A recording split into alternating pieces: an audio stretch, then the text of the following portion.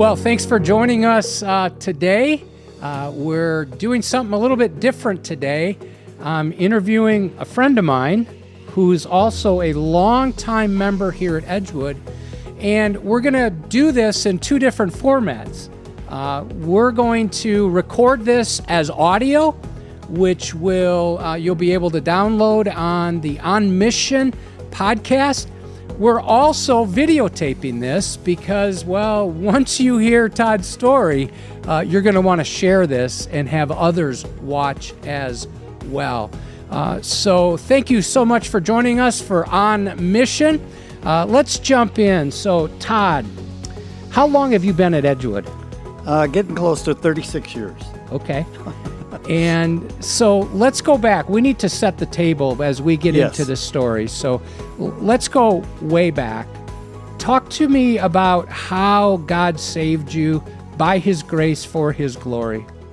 I had a terrible lifestyle. I hate to admit it. I'm not even proud of it. But in the end, I had a near-death motorcycle wreck. And when I had that, I was in the hospital, not sure how I was going to come out. I remember saying the wrong prayer. I said, Lord, you get me healed somehow. I'll come back to church. That's all I said. Yeah, it's a pretty common kind of prayer, right? Yeah. But after that, I remember finally healing up and getting back to work. And all of a sudden I said, you ain't at church. And you told God you'd be at church. So that bothered you? It did bother me. So I went to church, and it was a process. I won't go into a long story. But in the end, this guy at work listened to WDLM. He says, you care if we listen to this on the radio? I said, no. Anyway, it was one kind of a misty, icy day, and you can't rubber glove 13,000 volts in that kind of weather. Because you work for Mid-American. We're a lineman for Mid-American, yes. And so we got in the truck, and here Charles Stanley is talking. And I never heard nothing like it. It was like, he said, you can go to church, you can give to the poor, you can give at church, you can do all these good things and die, go to hell. And I thought, what did he just say? Because I was that was coming right into you, right in through your ears, and you're like, what? Because I'm back in church, and I'm thinking, what? I remember going home and calling WDLM, how do I get the tape cassette of Charles Stanley? I had to hear it again. Anyway, in the end, I through his ministry on TV also back then, this was in the 80s, I heard him, and I knelt in my living room, nobody around, and received Christ as my Savior. I just got goosebumps, dude. There's more? Well, it's what I say. I wasn't living a great lifestyle before, but when I started going back to church, I wouldn't say it was great either. But after I received Christ, kneeling at home all on my own, I went to work the next day, and everybody said, what happened to you? I mean, it was just an immediate, no drinking, no cussing, didn't want to hear the stories, the dirty stories they were telling. They're going, what happened Where the to day him? Before you were. Yes. Yes, and they didn't know. So it was pretty dramatic. Wow. I don't know if that's good or bad. Sometimes people say they want to get saved, but they think, I don't think I could change that fast. And maybe they don't. You know, they all don't. Everybody has a different story. Yes, but boy, it was immediate. Yeah, and like for me too, it's nothing you did. Like we're saved by His grace. That's right. And for some reason, your change was night and day. Yes. You went from darkness into the light. Yes, yes. Okay, so when you say you were going to church, Todd, was it at Edgewood? Or no, it was a Lutheran church. Okay. It ended up, I went through a divorce. This was a long time ago. But we were at her Lutheran church she grew up in. And finally, through WDLM, I heard J. Vernon McGee. And he said, I'll never forget the day that my mama said, we're going to a church that teaches the word, and they left. And so I went home. My wife got home from work, and I said, we got to go find a new church. I mean, it was just like his story. I said, we got to go find a church. I knew I was in the wrong church, and I wasn't getting anything. You don't know how big WDLM has been an impact on my life and Moody. It's unreal, the impact. Because you've taken classes at Moody, too. Yeah, I ended up taking correspondence courses in the 90s, ended up graduating with a Bible degree, and so, because I needed to know the Bible. Yeah. One thing, when we left in that church and came to this church, I was so intimidated, I would sit there and people would be saying the verses before the pastor even got them out. And I'm thinking, these people know the Bible, and I don't know it. Yeah. And that's why I ended up doing the courses. I said, I need to know the Bible. I need to know God's Word. But it sounds like it was motivational for you. It was. Maybe a little It was. intimidating at the beginning, Yeah. but you're Oh, like, it was hey, motivational. this is a place where the environment is, hey, we value the Word, we read the Word, we study the Word, and you're like, I'm in. Mm-hmm. Yeah, okay. Yep. So you served in many ways, and so kind of pick up the story there. About Kimberly? Yeah, Kimberly, or even if anything more to add with that. Yeah, I was on the deacon board for years. I love Pastor Brown. I Yeah. mean, he was just so wonderful. Yeah. And the other pastors, Pastor Tim was a big inspiration to me. Yep. Always through a crisis, he would be there for me. So steady, right? Yeah. Oh, yeah. So I just wanted to start the story. We're going to talk about Kimberly. Okay. Okay, so my family, from that marriage, I had 2 kids, grew up in this church. My kids grew up in this church. But I had a daughter right out of high school. I got this girl pregnant. And in the end, I'm looking back, I don't know what I thought at the time, but between my parents and her, they decided to have the baby and adopt it out. And I was so glad. And I remember she asked me the question way back then. She said, if this child ever wants to know her real parents, would you say yes or no? I said yes. She said yes, which makes a big difference. If Absolutely. you say no, they can't. Right. They close the records Yeah, kinda yep. on you. So I had a daughter from then. And But not a lot of people knew that. No, because things happened Sure. with my marriage where that didn't work out because I met Kimberly in 1997. Okay. And we could have had a long time together. My daughter is so mad that didn't work out, my daughter, Sarah. And but in the end, I had to let it go for a reason. Yeah. And but anyway, after my divorce, I had a guy at this church. He was a deacon also, Gary White. And he said, well, why don't you call her now? Some people did know about it. Yeah. But it's not like I told You the weren't whole broadcasting church it, yeah. Because, So anyway, I said, I don't know. I guess you're right. So I ended up calling her, which I knew was going to be bad because I had let it go back in 1997. When you say you knew it was going to be bad, you were concerned that she'd go, why are you calling me now? That's exactly Or she could be how icy or hang up. There could all those kinds of thoughts, right? All that happened. When I called her, she says, what do you want? Because I had let it go for so many years. And I didn't want to let it go. But anyway. So you kind of took your lumps, if you were, I on that. did. Yeah. I did take my lumps, yes. And but in the end, she was adopted in Clinton, and she came back every summer for 6 weeks with her kids. And so that first summer, she said, okay, we'll meet. And she met my kids, and they took off like she was their long-lost older sister. Oh, they took Nice. her in just So like... they embraced. Oh, absolutely. Yeah. Yes. So the last 9 or so years, we've had good relationships. We've been on vacations with them. Yes. And I remember, since I've been here 10 and a half years, I remember talking to you on the phone through some of this. You were Yes. like, my daughter's out in Boston. Yes. And Yes. and especially when you were wanting to talk to her about Jesus and Oh. you wanted to restore and rebuild. You didn't know how quick to go, right? You were Yep. really leaning on the Lord through all of that, Yes. Todd. And, Yes. Well, I have a ton of respect for you. Yeah. She married an Indian man, Okay. Rana. And so ever since we got together 9 years ago or whatever, I've been trying to lead her to the Lord. And I hit roadblocks, like you said, because she's probably honoring her husband's Sure. Sikh religion. Yes. But Yes. she was into knowledge, whatever. So anyway, it's just been a mission for so many years for my daughter, even Vicky's daughter. I've been trying to lead her to the Lord. I kind of backed off and tried to be the father, like you said. Maybe Yep. the relationship would Yep. be better. Yeah, you were instead of- trying anything. Oh, yeah. I got to Yes. keep this relational bridge there. Yes. So Let's go back and just circle back to Vicky. So Okay. God's brought this beautiful woman into your life. Yes. And she's going to be watching this. She's always Yes. at your side. And tell us a little bit about that, and then we'll pick up this story again. Just talk a little bit about Vicky. okay. So after I went through my divorce, I ended up. I didn't think I'd ever get married again. Yeah. So I was single for 6 years. Finally went through divorce care through this church twice. I had to go through twice to get it through my head. But anyway. And now, let me just pause, he's leading divorce care, which is how it should be, right? Yes. We benefit, and then we take what we've learned and we comfort others and help others. Yeah. Yes.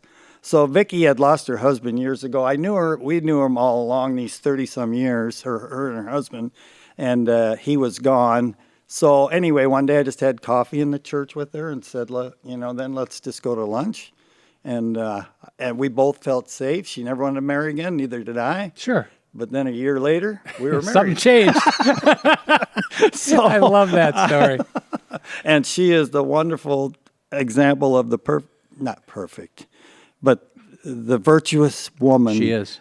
Yeah. As she in is. Proverbs 31. Yeah, very honorable. Knows her Bible. Yes. Very tender like you toward the things of God. Yep. Okay. Well, I knew you wanted to give her a shout out. So yes. So pick it up now again with your story with your daughter. Okay. So we'll just go right into it, I think, at this point, because we've had this good relationship for 9 years. And this spring, her parents passed away that adopted her in Clinton, and they had a house there, and she wanted to move everything out of the house so she could sell it because they live in Boston. And we went that spring, 2 or 3 days. My daughter was there almost every day. You just had to know Sarah. Went to help her move everything out of this little house so she could sell it. And I didn't know at the time. You just don't know that's the last time I was ever going to see her again. She started talking about her vacation to Europe and then going to spend like 3 weeks in India and all that this last summer. They were all excited to go. Sure. And you were excited for them. I was excited for them, and that was the last time I ever seen her. So what happened, Todd? Okay, so I got a call from Rana while they were in India.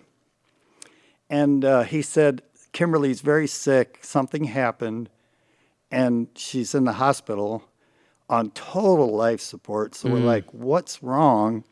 And I remember he finally said she had blood clots. We don't know why. But she had 2 blood clots, and one went to her arm, the other one went to the stem of her brain. So she's on total life support. So we back here, we just start praying, somehow, God, you got to heal her. I don't think she's come to the Lord yet, and I'm now what do I do? Yeah. And because they're halfway around the world, it's not like you can just go there. And I remember my sister, Julie, her from church, she got her master's in nursing. She said, ask Rana about her eyes. And I thought, why, But she said, ask him if her eyes are fixed and dilated. Because that would tell Julie something. That would tell medically. Julie. And I asked him one night, I was afraid to, but I talked to him on the phone. And he said that's what it was. And I remember telling my sister, Julie, and she goes, uh-oh. That's a bad sign. That's not good. It's like, yes. So anyway, I started getting worried at that point. I remember I'd come to you. I'm like, let's back up a little bit. So a year ago at this church, I met 2 missionaries who actually were in India. Yeah, and just for the sake of where they serve, we're going to not use their names, their real names. Let's just call them Mark and Jill. How's that? Okay. So they were here at the church, Mark and Jill, and I remember talking to them a year ago about, Rana, how do I reach this Indian man? Right. And he gave me a lot of good advice, things to say, and they actually had a woman that cleaned their home in India that had a vision. And I remember Mark said, hopefully pray that he has a vision, and he has a dream of Jesus somehow. So anyway. Which happens in other religions, right? Yes. Especially in Muslims. You hear a lot about Muslims, and they wake up, and they're like, whoa. Yes. And they start reading the New Testament. And So in the end, when we knew she was serious, I remember talking to you, and I said, we got these missionaries over there. I feel like I should call them or something, or do something. I need to do something. But you weren't sure either. I wasn't How do sure. I do this? Yes. How do I reach them? So I got their information, which didn't have their phone number, but I ended up emailing. They sent me back the number. And boy, this is going to be hard. But so the morning I called them, I didn't know it was 6:30 in the evening there, Right. time difference. And I called them, and they answered the phone. And I was talking to Mark. And I was explaining the story. And I said, is there any possible way somebody could go up there on my behalf and tell Kimberly her dad loves her and tell her about Jesus? So while I'm talking to Mark, he said, give me Rana's number. That's the husband of Kimberly. And I did. And I'm still talking to Mark. And all of a sudden, Mark says to me, Jill just left the house. She already called Rana. There's 3 women at the hospital. They said, come up. So she went. Well, describe that trip. From what you and I know, that wasn't right around the block. No, so they live in both the hospital and the missionaries live in New Delhi. But from south to north, it's a long ways. So she had to travel 17 stops on the metro to get to the hospital in the north there. At night? At night, yes, right. At night. And like I said, we called her in the morning. It was 6:30 in the evening there, and we never heard back from her till it was like 10:30 at night. 4 hours later from her, we were just sitting there waiting. Waiting and praying. Waiting and praying. praying, And a bunch of us were. Oh, and yes. you know, as I recall too, Todd, am I right that Jill wasn't sure she'd be allowed to even get in? Yes, yes. Right? Right. I mean, she has some medical background, She but does. she didn't have privileges at that hospital. Or, Right. But I'm pretty sure because Rana, in the end, I'm kind of going ahead a little. Rana, even though he's Sikh and they both grew up Catholic, so he was going to try to honor her Catholic religion Yeah. by sending Jill, which she wasn't Catholic. But anyway, finally she called 4 hours later. Me and Vicky are just sitting there. And I wish I could tell you what she said. It was like an angel speaking. She said, Jen got in there and she said she couldn't quit saying Jesus. Now she's with 3 Indian women. Well, not really Sasha, yes. But she said, I couldn't quit talking about Jesus. And I thought, me and Vicky are just sitting there stunned, listening to her of what she said. She told us exactly what she said. And she said she went up to her. She said she was rubbing her hands and feet. She don't even know her. And she said, your dad loves you, and started explaining Jesus. And at one point she said, and there was a tear. And I said, a tear from who? And she said, from Kimberly. And I'm like, there was no response from her. What do you mean? She said, there was a tear. And I just broke down on the phone. Of course. I couldn't even talk. And Vicky's sitting there like, she's all broke up too. We're like, did she hear? Did she hear, Jen? Did you hear the name Jesus? Yes. As Jill said that, yeah. Yes. And I'm like, oh my goodness. We were just so thankful that she would go there on my behalf. And didn't she kind of use those words, Todd, to Kimberly? Like, I'm here on your dad's behalf? Yes. Yes. Like he couldn't come, so I'm here, but it's as if he's here because I'm representing him. And it's incredible. It's I don't even know how unbelievable. many miles away that is. Well, it's halfway around the world. It's halfway so around the I don't world. know. So she's whatever she could comprehend. And we know she comprehended something because she cried. She had tears in her eyes. And wow, that is so beautiful in every way that Jill would jump on the metro. Even while you're still on the phone with Mark, she's on her way. And God bless that in some incredible ways. Oh, my.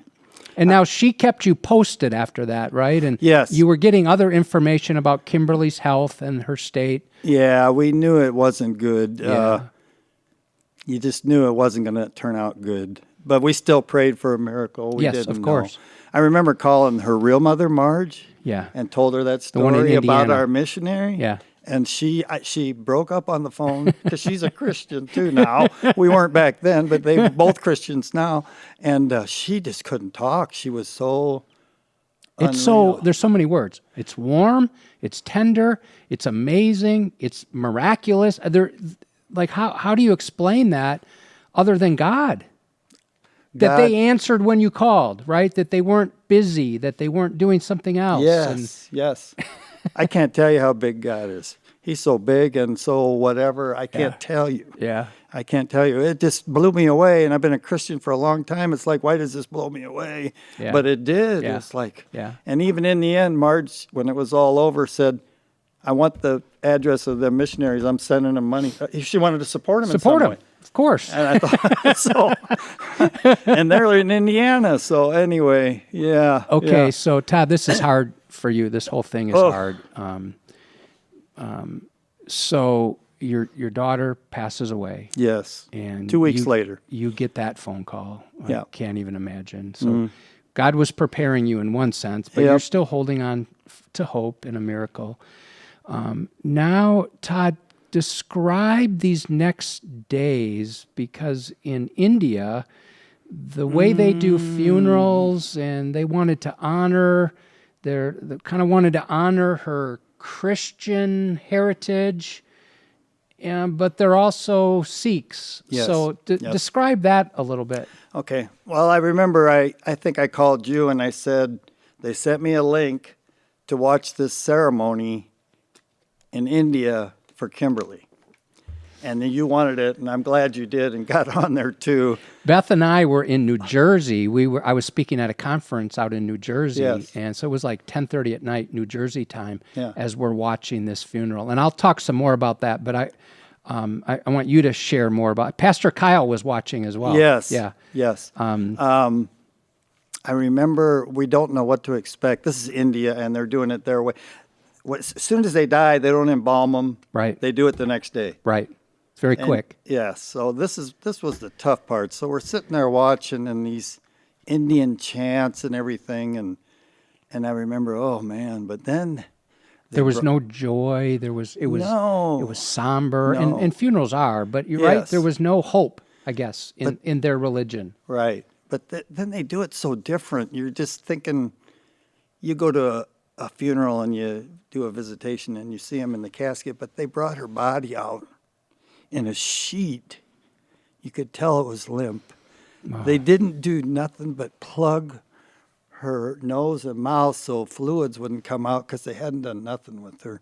Yeah. I remember you texted me at that time and you said, "How you doing?" And I just said, "Not good." Well, Todd, I just bowed my head. The way the Zoom link was, we were watching your face. Oh. We were watching the processional, hearing the chants, but I could see your face. And I was just weeping for you as you're watching this take place. And right, the chants, the traditions that we don't understand, right? They're waving flowers and doing different things. And it was very hard to watch. But then Jill, the Christ follower, strategically placed in New Delhi, had been invited by Rana to come to this Sikh funeral. Yes. And so I'll set it up this way, but you take it from there, because Beth and I are watching, and like you, we're like trying to figure out the customs and just the sadness and strangeness of all that we're watching, with the grief and pain on your face. It was almost too much. And then we see this like angelic, I mean, Jill would say she's not angelic. I know it. But she had, as I recall, a long dress on, and she was in the back, kind of like off camera, and she came through this crowd of mourners with a smile on her face. Her face was like shining, and she read scripture and just was the light of Christ in this room full of death. Oh. That was our perspective. We went from like tremendous like sadness to all of a sudden we found ourselves smiling as we're watching Jill just share the gospel. What was that like for you? I remember you hearing you later, and I thought, I hope he describes it, because you did it better than I could have. It just looked like she was flowing in like something out of heaven in this dress, and you're going, "Wow, man!" And I think what I wanted to see, now I don't know how we did the Zoom, but I think it was small. you couldn't see a lot of the room. Right. It was near the lens. Was narrow. But then Jill is sharing the gospel and scripture, and then she starts talking in Hindi. Yes, and I'm thinking, I wanted to see the crowd. I thought, I bet they looked up like she's talking our language. Yeah. Yes, I seen a few. I thought, oh my good Lord, how do I? Oh, the word perfect isn't the right word. No, it was an apt word at the right time. She obviously had the respect of everybody in that room. Yes. She couldn't stop smiling, right? And she took people to God's word. Into a room filled with hopelessness. She spoke hope. She spoke John 3:16. She spoke of the resurrection and the life. I've never seen anything like it. It was just fabulous. And your two children were also online, right? yes. Yeah. So I was seeing their faces. They kind of went, in Zoom, you see a face and then it goes away because somebody else comes on. Yep. But you had to feel very supportive. You were with Vicki. Yep. Actually, they were in the room with you, wasn't it? We went to my daughter's house because I didn't know if I could get on Zoom. Yes. Being old. But you also were together. So there's power there, isn't there? Yep. And I remember when Jen was done, I kept watching for quite a while, but I couldn't watch a long time. You just need a break. Yes. Yeah. And anyway, she went over and talked to the kids. And then I guess she was back there talking to Rana. I mean, she socialized with all the people. I'm just so glad. I don't understand why it's a protected, we got to be careful about them. But she was telling Jesus to everybody there, and they're all Indian. Yeah. I thought, how does she do that? Yeah. She's earned the right. Yeah. Right? They know that Mark and Jill love them. Yeah. And they respect them. And, now they meet every week for worship. I mean, God's blessing all of that. Yep. And you got to have a front row seat by that. And let me just give a word to Christ followers watching. It's so important to support our Go Team partners because they're on the front lines. And I've said this many times, it's not original with me, but we only have two options. We go, we send others who go, or we disobey. And so I think of Mark and Jill and also the 70-some other Go Team partners that we have the joy of supporting. And so why wouldn't we? So listener, if you're not supporting a missionary, sure, let's say you're giving to Edgewood, keep that up because part of what you give goes to missions. But there's nothing like developing a relationship with a missionary where you're praying for them and giving to them.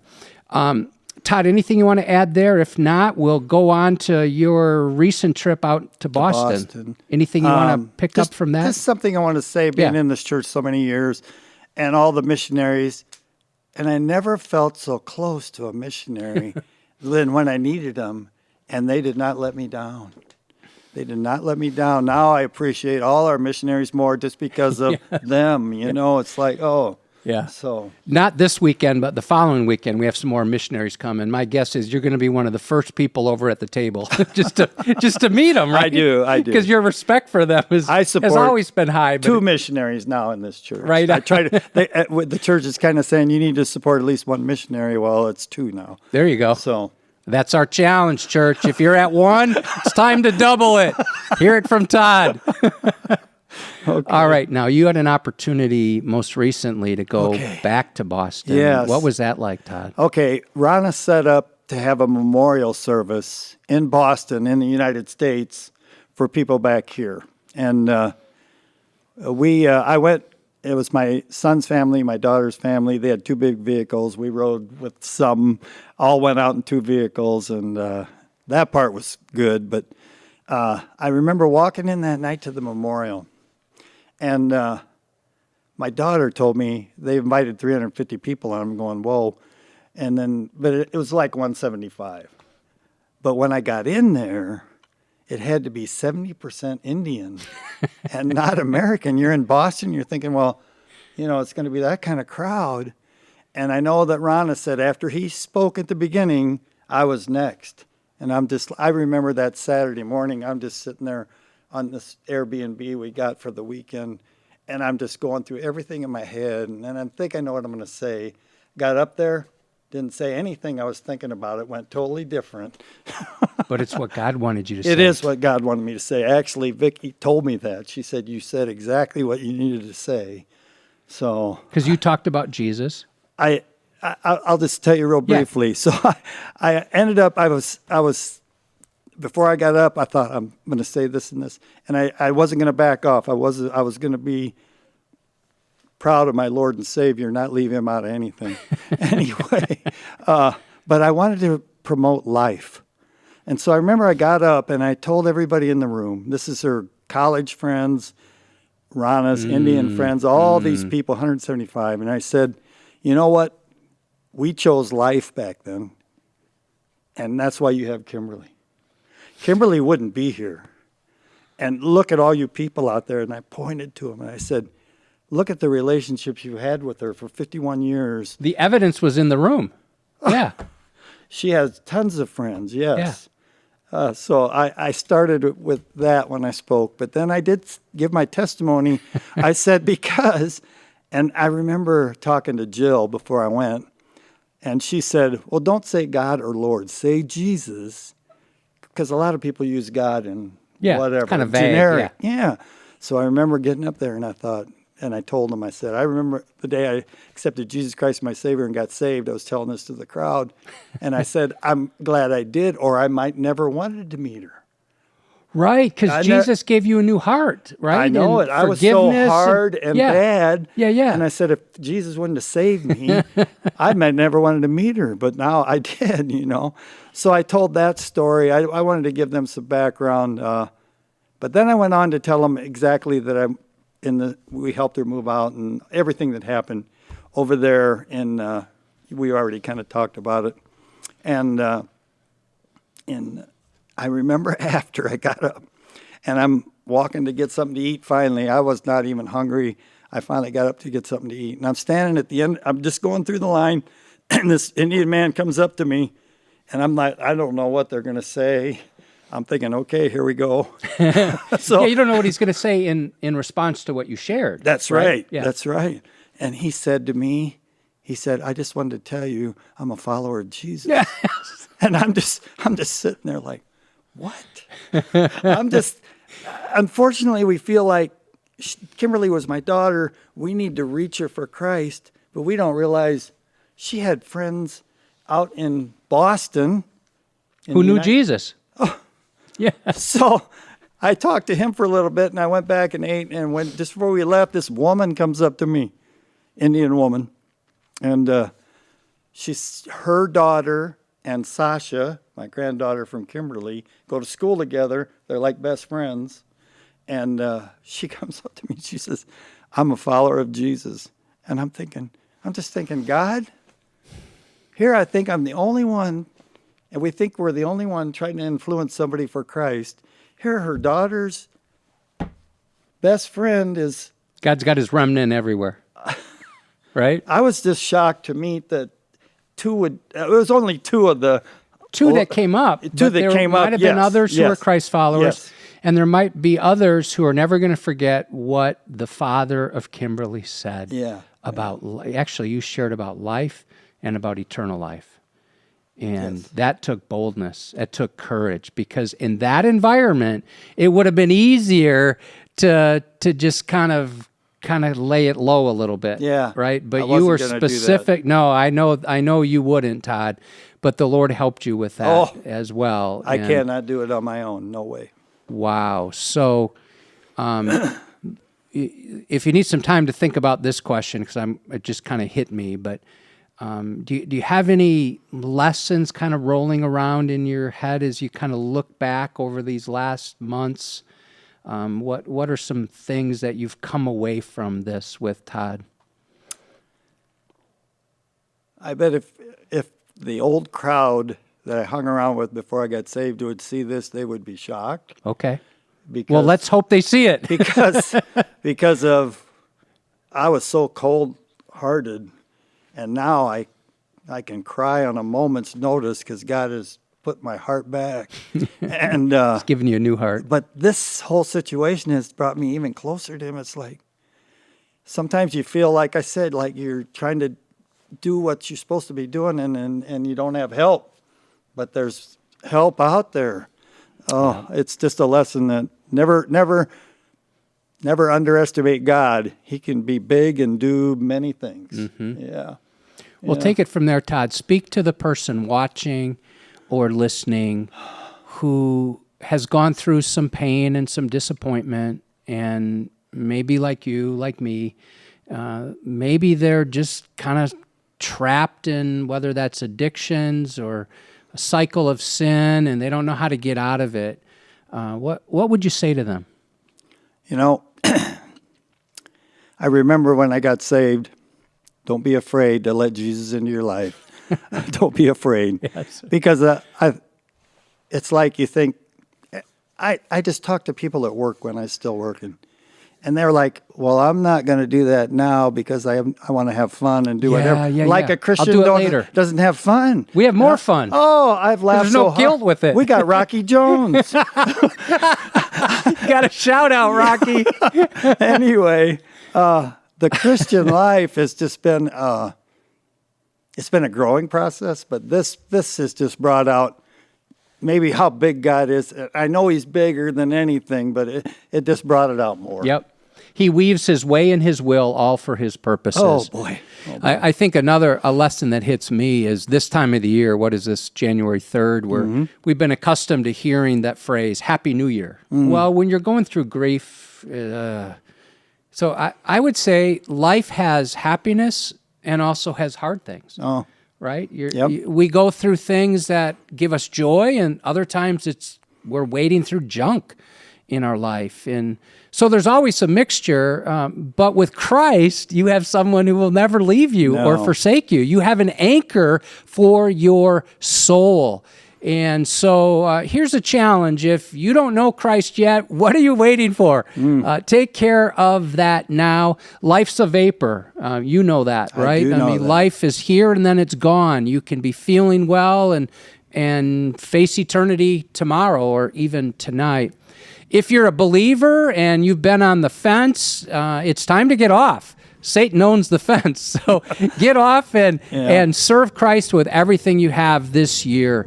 Ask him to revive you again, all for his glory. So thank you for listening today. As we wrap up here today, I think a helicopter just went over the top. But that's good. We're keeping it real, right, Todd? that's right. That's right. Maybe it's one of those linemen. Don't some of those linemen use Work out of helicopters? helicopters? Yeah. Man, that would be hard. So thank you for tuning in, whether you're listening by audio or watching the video. If you could share this episode, that would mean a lot to Todd, because this can become a tool for you to share this with someone else who's going through grief or loss or pain. And this is a way for all of us to get to know Todd and Vicki and your whole family better. Todd, thank you so much for living on mission for the glory of God and for doing a hard thing here today. You've done a lot of hard things, and often the right thing is the hard thing, right? Yes, And you are willing to do this, and I really appreciate that. Thank you for joining us for On Mission. If you're listening to the audio podcast, go ahead and give us a review, give us a rating. We don't need that for ourselves. I don't even check that, but I'm told that puts the search results higher. So if someone just out there is searching for a podcast, they may come across this one because you gave it a rating.